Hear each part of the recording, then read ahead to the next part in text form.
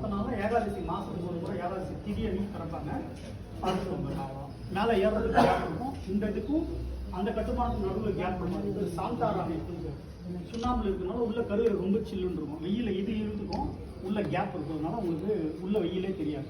பல்லவனியோட கோயில்களில் அடையாளம் வந்து இந்த தூண்கள் தான்.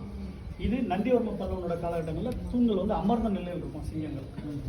ராஜசிம்மனோட காலகட்டங்களில் பார்த்தீங்கன்னா அது பாயிர நிலையில் இருக்கும் தூண். அது வித்தியாசம் உங்களுக்கு கண்டுபிடிச்சிடலாம். ரெண்டாவது இந்த அமைப்புக்கு பேர் போதிகைன்னு பேர். இந்த அலையா இந்த அமைப்பு பல்லவர்கள் மட்டுமே பண்ணியிருக்காங்க. இது தரங்கு போதிகைன்னு பேர். தரங்குன்னா அலைனா அலை அலையாக இருக்கும். இது வந்து விஜயநகர காலத்தில் வாழைப்பை வடிவத்துக்கு வந்துடும். அப்படி கொஞ்சம் இதுதான் வந்து கட்டுமான வகைகளில் முதல்ல. இப்போ நார்மலாக நீங்கள் பார்க்கக்கூடிய கோயில் பார்த்தீங்கன்னா வாழைப்பு வடிவம் இருக்கும். அது விஜயநகர காலத்துக்கு அப்புறம் வர்றது. பல்லவர்கள் காலத்தில் இது இந்த அடையாளம்னா பல்லவர்களோட கட்டுமானம்னால இது கண்டிப்பாக இருக்கும். இந்த தரங்கு பொதிகை இருக்கும். இங்கே அவங்க சொல்லக்கூடிய முதல் கடவுளாக சொல்லக்கூடிய விஷ்ணு தொடங்கி பிரம்மா தொடங்கி வரிசையாக பல்லவ மன்னர்களோட ஆட்சி காலங்கள் நடந்த நிகழ்வுகள் சிற்ப தொகுதியில் இருக்கும். மேல் வரிசை ஃபுல்லாக பார்த்து முடிச்சுட்டு அதுக்கப்புறம் கீழ் வரிசை போடணும். கண்டினியூ அப்படியே மேலே கீழே பார்க்க கூடாது. 2 செட்டு.